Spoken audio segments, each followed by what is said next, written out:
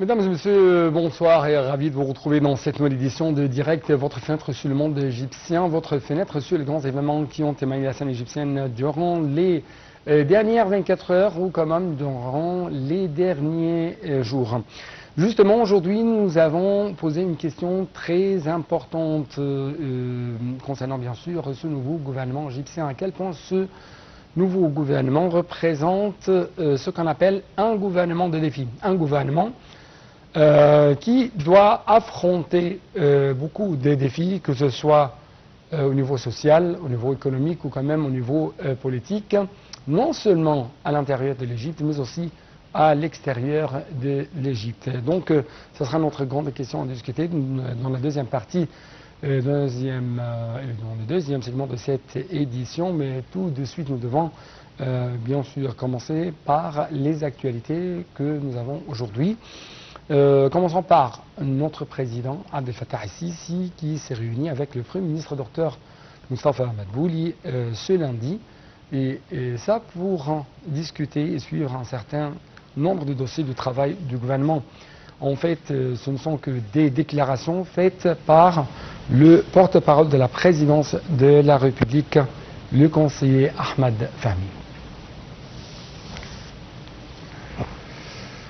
D'autre part, on trouve que le président el-Sisi a reçu ce lundi les joueurs, les entraîneurs qui ont gagné des médailles d'or aux Jeux Olympiques pour les honorer. Ceci a eu lieu en présence du Premier ministre Moustapha Madbouli, du ministre de la Jeunesse et du Sport Achraf Sobhi, le président du comité olympique Yasser Idriss. Lors de la rencontre, le président Sisi a adressé ses félicitations aux joueurs et les a remerciés en son nom et au nom de tous les Égyptiens. Il a aussi remercié les superviseurs, les personnels administratifs et techniques, soulignant que cet effort était très important. Le chef de l'État a souligné que le sport reflétait le niveau de civilisation des pays et des peuples et que plus il y a de succès, d'excellence et de médailles, le résultat reflète la capacité du pays à conquérir et plus il obtient de médailles, plus la capacité du pays est élevée. Il est à noter que les équipes égyptiennes ont gagné 193 médailles, à savoir 103 en or, 47 en argent et 43 en bronze. Et c'est lors de leur participation aux Jeux africains qui ont lieu à Accra, la capitale de Ghana. Sur le plan, si je puis dire, politique et législatif, on trouve que le président Fattah el-Sisi a ratifié aujourd'hui la loi unifiée sur les assurances numéro 155 de l'année 2024. Les dispositions de la loi devraient s'appliquer sur toutes les activités d'assurance et de réassurance, ainsi que les services et les métiers y afférents. En vertu de la loi, l'autorité générale du contrôle financier sera l'unique responsable chargé de fonder, d'autoriser, mais aussi de superviser et de surveiller tous les organismes d'assurance et de réassurance. De sa part, Monsieur le Premier ministre Dr Moustapha Madbouli a délivré aujourd'hui des contrats d'habitation aux propriétaires de nouvelles unités de logement dans la nouvelle ville de Hadaiq al-Asima, près de la nouvelle capitale administrative de l'Égypte. Plus tôt, le Premier ministre, accompagné du ministre du Logement, Chérif Chilbini, a effectué une tournée dans la ville pour inspecter de nouvelles unités qui seront délivrées aux bénéficiaires d'initiatives présidentielles des logements à tous lancés en 2014 sous les auspices du président Abdel Fattah el-Sisi. Cette initiative vise notamment les citoyens à faible revenu. Intervenant lors de la cérémonie, la présidente exécutive du Fonds immobilier social d'assistance et de financement foncier a expliqué qu'environ 928 000 unités de logement ont été déjà mises en vente, ajoutant que 72 000 autres unités de logement seront prochainement soumises à l'ascension sociale à la propriété d'ici la fin de l'année 2024.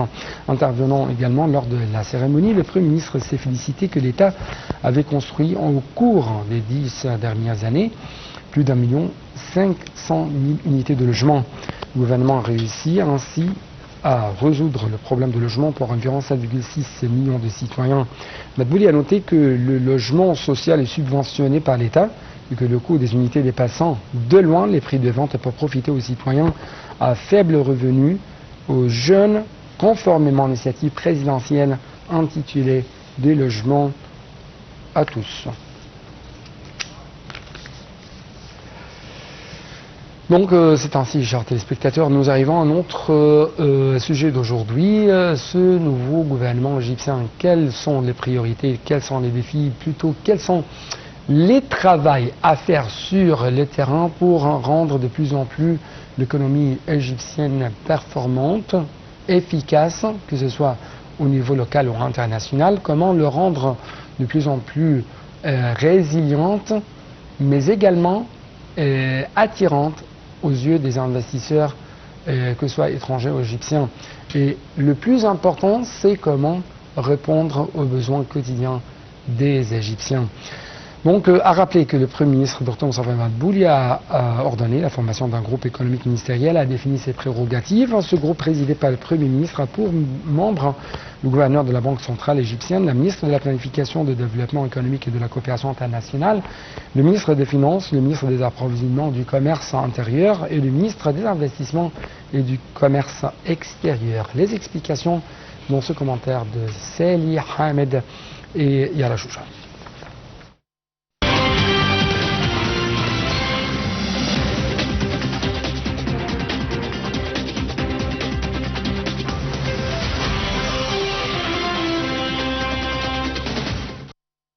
Le gouvernement donne la priorité au renforcement de ses capacités militaires et la sécurité en mer Rouge, surtout après les conflits qui ont eu un grand impact sur ses intérêts.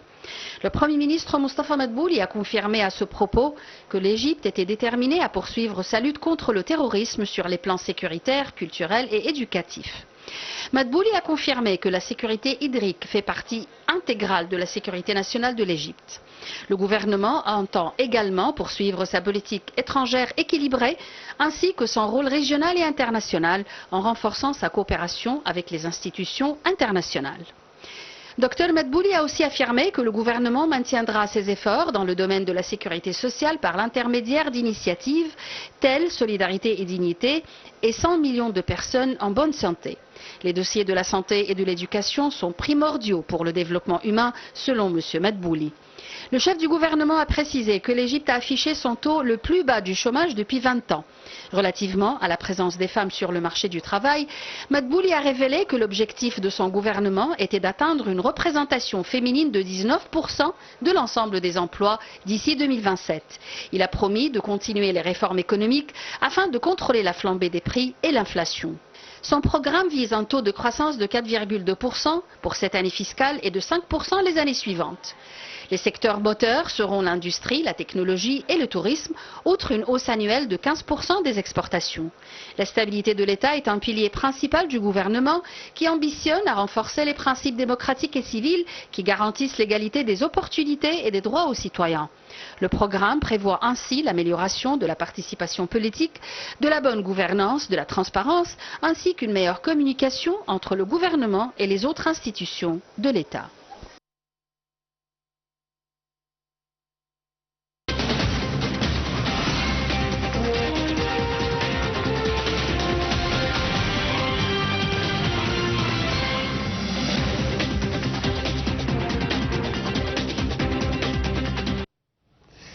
Donc j'ai actuellement en ligne du NATM international Dr Hodayas et bien sûr c'est une experte dans le monde de l'économie, mais avant tout c'est la présidente de l'Union des investisseurs femmes arabes. Madame Hodayas, vous êtes toujours la bienvenue et merci beaucoup pour nous rejoindre à travers la ligne. Merci beaucoup. Merci beaucoup et permettez-moi de vous poser cette question, comment vous trouvez les efforts de ce nouveau gouvernement égyptien afin de rendre de plus en plus le secteur privé autonome et afin de les transformer en tant qu'un moteur essentiel pour doper la croissance économique, la performance économique de l'Égypte dans la prochaine période? La vérité, on a beaucoup d'idées positives. On est très content de ce genre de changement qui a eu lieu. Parce que vraiment, sur le niveau surtout industriel et investissement, il y a eu un très grand changement. Là où on a beaucoup d'espoir pour la nouvelle période. Justement, ce matin, on était au ministère de l'Industrie. On a rencontré le responsable des investissements. Vraiment, on a trouvé beaucoup d'idées très positives. Et surtout pour le support des petits et moyennes idées. Ce qui fait un grand support à l'économie en général. Oui, madame. Sur le niveau touristique, on voit que les prochains temps auront aussi un grand changement dans la direction du tourisme vers l'Égypte. Oui. J'ai une autre, si je peux dire, une autre question concernant non seulement le secteur privé, mais aussi comment rendre l'économie égyptienne de plus en plus attractive de point de vue investisseur, de point de vue secteur privé. Et ça à la lumière de ces programmes et de ces mesures qui ont été lancées par le nouveau gouvernement afin de réaliser ce but. Comment vous les observez? Oui, on a vu que vraiment il y a eu un vrai changement et que comment il utilise d'une façon plus positive vers la participation du secteur privé avec le gouvernement. Même notre président, quand il a annoncé beaucoup d'initiatives, toujours il disait qu'il faut maintenant mettre le secteur privé en salle avec le gouvernement. Oui. Les intégrer. Et aussi intégrer la femme d'une façon assez importante. Comme ça, vraiment, on sent que les prochains temps, ça va réaliser beaucoup de changements. Oui. En tant qu'une présidente de l'Union des investisseurs femmes arabes, comment vous observez les visions, les mouvements des investisseurs arabes à l'égard de l'économie égyptienne? Non seulement les investisseurs arabes, mais aussi les investisseurs étrangers, qui a été très remarquable leur présence, surtout après qu'on a signé beaucoup, que le nouveau gouvernement déjà a pris ses pas et vraiment exécutif fait des collaborations internationales.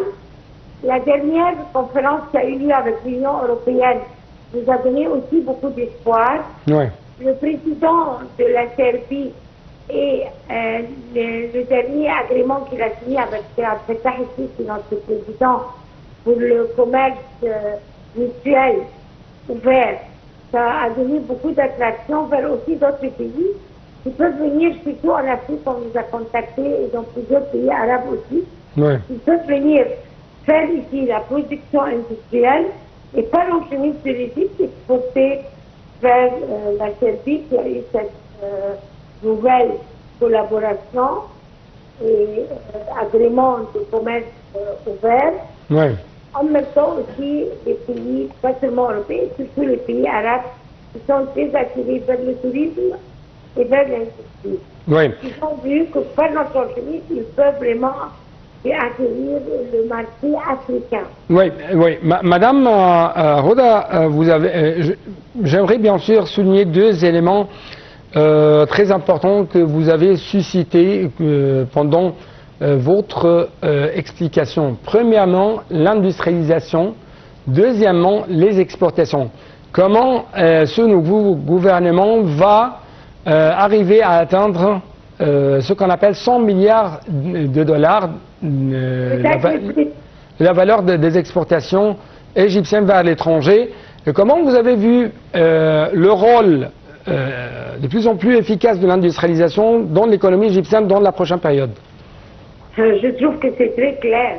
Selon de nos jours, tout ce qui en fait comme nouvelles politiques, comme nouvelles, comment dirais-je, lois et supports, surtout qu'après le ministère de l'Industrie, c'est le plus important de mon point de vue, qui va beaucoup aider, qui sera vraiment notre support devant toutes les autres ou n'importe quel obstacle on va faire, on aura. Il a promis, et même aujourd'hui, comme je vous dis, au ministère, non, on a eu des promesses très strictes vers un vrai support actuel, pas seulement des paroles. Non, un support réel vers l'industrie. Et aussi un peu plus d'industrie qui est dirigée par des femmes aussi. On aura beaucoup de support, ils ont donné cette promesse ce matin-là, parce que étant donné qu'on vise l'exportation, pour arriver au chiffre que notre président Fattah el-Sisi a dit, c'était plus que 100 milliards de dollars, ça ne peut pas arriver si on n'a pas vraiment un support ou bien un avocat pour les industriels devant tout le monde qui peut venir créer certaines petites très contente ou bien de tout problème avec ces industriels, sur tous les moyens et les petits. Alors il a promis que vraiment il va aider premièrement à rouvrir les usines qui ont été fermées malheureusement pour des circonstances peut-être financières et manque de savoir-faire peut-être sur le niveau direction, comment il va donner des entraînements, comment il va aider ces usines pour recommencer à leur travail et bénéficier de toutes ces infrastructures qui déjà existent dans ces usines. Pas seulement être content avec les nouvelles usines, mais aussi les usines qui ont été arrêtées, ils ont beaucoup d'expérience, Ouais. ils ont le savoir-faire, ils ont les ouvriers, mais peut-être ils ont un manque Ouais. de marketing. Oui, Madame Hodayas, permettez-moi encore une fois de vous poser cette question. Il s'avère que ce nouveau gouvernement, je parle avec plus de précision du groupe économique ministériel. Il y aura une sorte de consultation, des réunions très étroites avec les représentants du secteur privé, avec les experts, avec les journalistes spécialisés par exemple dans le domaine économique, ainsi de suite, pour rendre la performance de l'économie nationale de plus en plus profitable pour tout le monde, efficace, que ce soit au niveau social ou quand même au niveau international.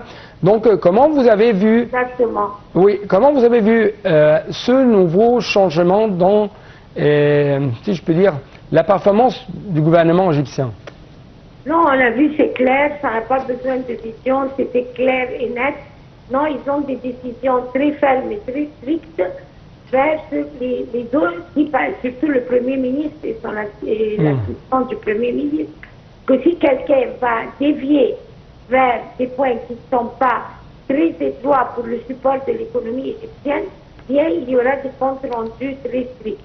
Et c'est pour ça qu'ils ont demandé, ils ont annoncé qu'il y aura des coopérations et des réunions étroites avec le secteur privé. Oui. On change nos problèmes, ils vont nous aider à les résoudre. Et à ce moment-là, vraiment, ça sera un changement. Si vraiment ça se passe, on sera un des plus forts pays économiquement sur le niveau mondial. Oui, ma dernière question à vous. Comment arriver à faire une sorte d'équilibre entre le fait de répondre aux besoins du marché intérieur de l'Égypte et de doper les exportations égyptiennes vers l'étranger? Comment, dans ce cadre, nous pouvons arriver à baisser les prix des marchandises sur le terrain afin, bien sûr, d'alléger le quotidien des Égyptiens? Madame Hodayassa? Donc, cette économie égyptienne, et maintenant qu'on a eu la vie, ou bien comment dire, la monnaie libre. Alors ça va aider à donner des prix réels vers les produits et aider à vraiment savoir mettre les prix réels sur le marché local. Oui, oui. Je dois vous remercier infiniment pour de tels éclaircissements de votre part concernant concernant votre remarque en ce qui concerne ce nouveau gouvernement égyptien, notamment du point de vue économique. Donc, justement, chers téléspectateurs, je dois encore une fois vous laisser avec un autre reportage concernant les missions, les défis, le programme de ce nouveau gouvernement égyptien, notamment le groupe économique ministériel.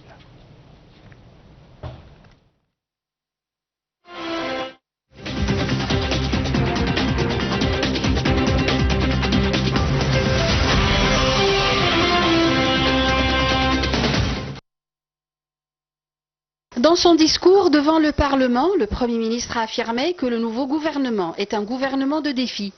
Il est chargé par le président As-Sisi de réaliser un nombre d'objectifs, notamment de répondre aux besoins des citoyens en matière d'éducation et de santé, de poursuivre les projets et les initiatives de protection sociale, de contrôler les marchés et de freiner la hausse des prix dans le cadre d'un développement global des performances économiques de l'État. C'est dans ce cadre que le Premier ministre a affirmé que le gouvernement avait développé une vision stratégique intégrée pour construire le citoyen égyptien à travers l'amélioration du niveau de vie des familles en travaillant sur leur autonomisation économique et en élargissant le financement des projets générant des emplois. Il a souligné que le programme de travail du gouvernement s'appuie principalement sur les objectifs de la vision Égypte 2030, les recommandations de dialogue national, ainsi que sur le programme national de réforme structurelle. Le programme présenté par le nouveau cabinet ministériel comprend 4 principaux axes. Le premier porte sur la sécurité nationale et la politique étrangère. Il englobe notamment la sécurité et la stabilité des frontières, le soutien des capacités militaires de l'armée, le renforcement de la sécurité de la mer Rouge et du canal de Suez, le renforcement des efforts de lutte contre le terrorisme, la criminalité transfrontalière et la traite des êtres humains. Sur le plan diplomatique, le gouvernement travaillera selon Madbouli en vue de développer la politique étrangère de l'Égypte et de renforcer ses relations avec les pays arabes et spécialement les pays du Golfe, de même qu'avec le continent africain et les organisations internationales. Le deuxième axe principal du programme porte sur la construction du citoyen à travers la protection sociale, la santé, l'éducation, l'autonomisation des jeunes et des femmes, le logement et les installations. Le troisième axe porte sur une économie compétitive qui attire les investissements avec 3 sous-axes. Consolider le progrès économique, autonomiser le secteur privé et contrôler les prix et réduire l'inflation. Le quatrième axe vise, selon Madbouli, à réaliser la stabilité politique et l'union nationale. Il est fondé sur les grands principes directeurs d'un État civil et démocratique, fondé sur la citoyenneté et l'État de droit, défendant les valeurs d'égalité, de justice sociale, de dignité humaine et d'égalité des chances pour tous les citoyens et soutenant les droits et les libertés. Le Premier ministre a couvert, à travers les 4 axes de son programme, tous les défis auxquels la société est confrontée.